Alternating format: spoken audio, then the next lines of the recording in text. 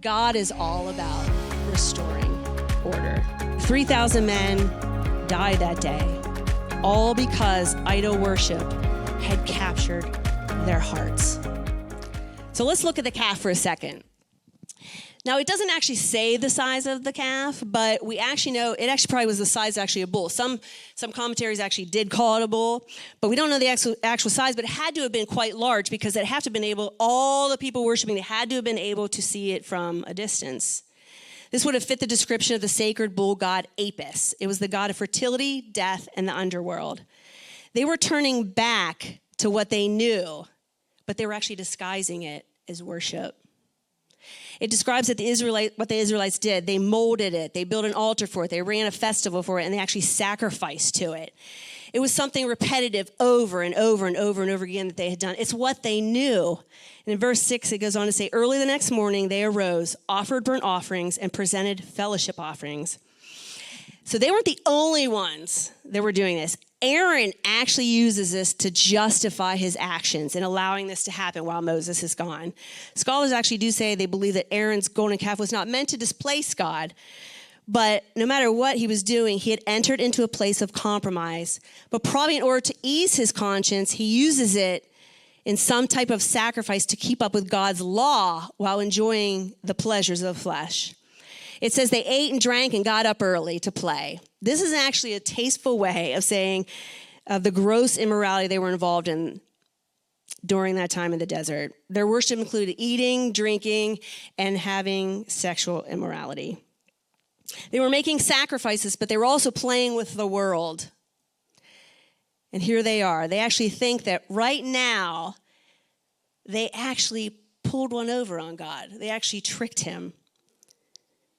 They had elevated the calf to the same level and influence as the power of God. They even tried to mesh it together. And they tried to reduce God to a form that they actually could understand, because that's what they knew. But that doesn't work with God's heart. This is a description, actually, of so many of us today. We want God on Sundays, and the rest of the week we want to play with the world, thinking and justifying that it's okay. In just 2 months before this, Israel had heard the voice of God himself. He was up on the mountain. They could hear the thunder from heaven, audible speaking of the 10 Commandments to the nation. That dramatic experience itself didn't do anything for their heart. They were actually frightened of it. It made them desire an actually less demanding God, as we see here. In verse 7, God doesn't even notice this worship. He doesn't even point it out because he just knows it's corrupt worship. We see God sees and hears. And what's amazing is in the valley, when they actually thought that he wasn't hearing, he could hear everything. He was fully aware what they were saying and what they were doing. And during our time, when we think God is silent, when we don't feel him, when we don't see his presence, and we don't perceive him, guess what? He actually perceives us. The time that you're feeling he isn't there, he doesn't care, he doesn't hear me, rest in knowing that he does.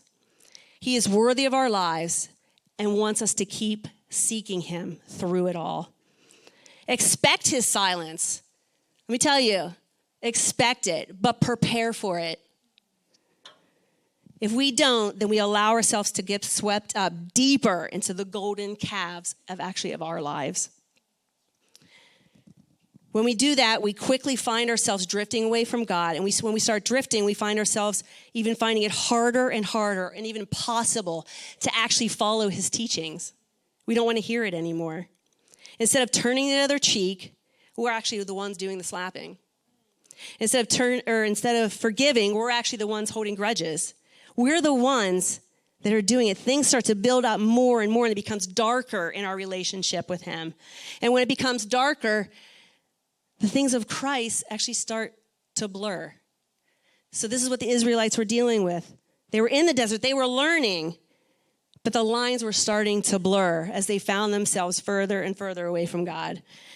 So while we see this all going on, Moses is actually still up on the mountain. God knows and sees all, and he actually tells Moses. He tells Moses what's going on. He's so angry. He says, your people, look what they have done. Now, if you're a parent Have you ever said that? Look what your kid did. Now, I used to get really mad at Jason because he would say, when he'd be talking to me, he'd be like, my kids, my kids. I'm like, no, they're our kids, our kids. Why do you keep saying that? I'm the one that gave birth to them. But, so they're our kids. But then, man, when my kids used to do some crazy things, I'd be like, your kids, your sons, look what they did. This is exactly what's going on. This is what he's saying. He had had enough. And in verse 10, he says, now leave me alone so that my anger can burn against them and I can destroy them. Then I can make you a great nation. Do you know how much weight was in that proposal? He's offering a great nation to Moses. He's actually insinuating this. He's actually going to destroy them. He's going to get rid of them. Start from scratch. Start all over. And instead of Abraham being the father of faith, he would carry that title. How about that? He's saying, like, do you want it? And now Moses, put yourself in Moses' shoes. God is telling him this. Do I want to carry this title? Well, yeah, they're kind of a source of my endless worries. They never listen to me. They whine and complain. They cry all the time. They love me when things are going good. They turn their back on me when things are going bad. You would think he would want it, but he does something that I don't think any of us could have done. He refused. He was more concerned about God receiving glory than his own reputation. He knew no matter what the Israelites said, God was the one that brought him out of the desert. God is the one that did it all. And in verse 13, he reminds God of the covenant that he made with his people. And then he prays and gives it back to him. And he appeals to God on the basis of grace. And he appeals to him on the basis of glory. He wanted all the glory to go to God. So the Lord relents. He didn't destroy Israel, but Moses was put in a crucial place of intercession so he actually could get the heart of God for his people. How many want the heart of God for your people, for his people? So we have two different things on the top that's going on right now. We have the derailment that's going on down in the valley, and we actually have discernment that's going on top of the mountain. So that comes to our second point. Discernment led to deliverance. In verse 15 through 18, Moses makes his way down the mountain. So I don't know if you ever saw like any of the 10 Commandments movies or all the Moses where you see like Moses like holding. I get like when I'm studying this, I'm like imagining him like holding the like commandments like this, and he meets Joshua halfway. Now Joshua meets him halfway, and so that goes to show us that Joshua actually wasn't partaking in anything that was going on below. He had consecrated himself and stayed away from it, stayed at the base of the mountain. So Joshua hears the sound of war. But Moses replies, it's not the sound of victory cry and not the sound of cry or defeat. I hear the sound of singing. There's two people hearing two different things. We have Moses hearing one thing and Joshua hearing another. Why is that? Because Moses was in a place where Joshua wasn't. Moses was in the presence of God Almighty. And because he was in his presence, he had insight to what Joshua didn't. He was on the mountain and came down to the valley. He was able to discern what Joshua could not. Let me tell you something. When you spend time in the presence of God on the mountain, you're going to be able to discern what's going on when you're in the valley. You're going to be able to. Those idols that try to pop up, you're going to be able to discern them quicker, faster than you would have when you're not spending time with God. So Moses was able to discern what was happening with the Israelites. As he made his way down the mountain, because he was discerning, he was aware of the large number of people that were down there. And because of their past, he knew what they were capable of. He knew that when he made it to camp, he could actually probably die. They could kill him.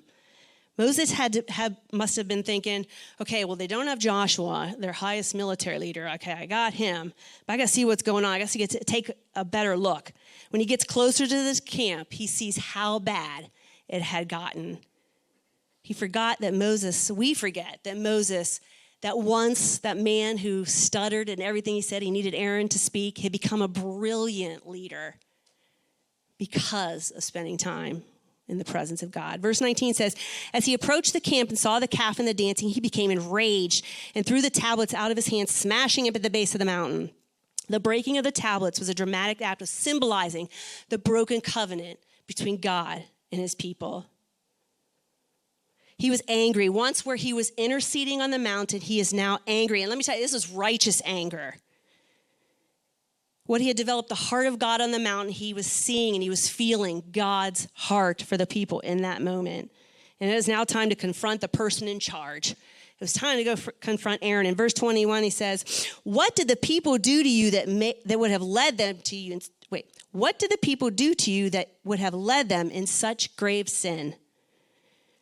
Now, this is actually after he destroyed the calf. He takes it, he burns it, he makes it into powder. He actually puts it in their water, and he makes them drink it. He makes them drink it. He did this for several reasons. To show the so-called God was nothing and could be destroyed easily. To make the people pay an imminent consequence of their sin. Because remember, there is consequence to sin. To make the gold of the idol absolutely unusable, being corrupted, get this, with the bodily waste, meaning whatever was going to go in was going to have to come out. He was showing them that their idol was nothing. You are to worship him and him only. Verse 22, Aaron says, don't be enraged, my Lord. You yourself know that the people are intent on evil. They said to me, make gods for us who will go before us, because this Moses, the man who brought us from the land of Egypt, we know what happened. We don't know what happened to him. And so I said to them, whoever has gold, take it off and give it to me. Then I just threw it in the fire and poof, out came a calf. Just like that. You know when you have kids, back to kids again, you have kids and when you ask them a question and they give you the most ridiculous answer that you know is absolutely wrong, but we know they got caught with their hand in the cookie jar. This is actually what Aaron is doing right now. He got his hands caught in the cookie jar. Moses sees that the people are out of control, so he cries out in one challenge. He stands up at the camp entrance and he says, whoever is for the Lord, come to me. As usual, they underestimated God and Moses. The scene that followed had to have been like electric, like something in a movie. My husband and I like to watch like dramas and action movies, and like I'm imagining when I'm putting it together, like man, it's just like this last action part of the movie. God had prepared the way with the tribe of Levi. Now we know Levi was part of his tribe, and they knew what was going on. They knew the plot against Moses and the dangers that awaited him, and they came forward. And he had in mind three things: quick and severe action in the face of opposition, punishment for the guilty, and finally, eventually, restoring order. God is all about restoring order. All opposition had been crushed, and we know at the end of the chapter that 3,000 men died that day, all because idol worship had captured their hearts. If you could come up, okay. If you guys could stand with me. Today, idol worship actually still captures our hearts. What do we make time for? Whose applause do we long for? What do you dream of more? What do you worry about? What's taking more of our attention than God? There's a battle being fought on the throne of our hearts, and the only way we can get rid of the idols in our lives is by repositioning God and making sure that he is right at the center. I was talking about all the things that happens, with your idols and putting other things at the center. We need to put God at the center. And when we put him anything equal with anything else or even lower, we take him out of his proper position.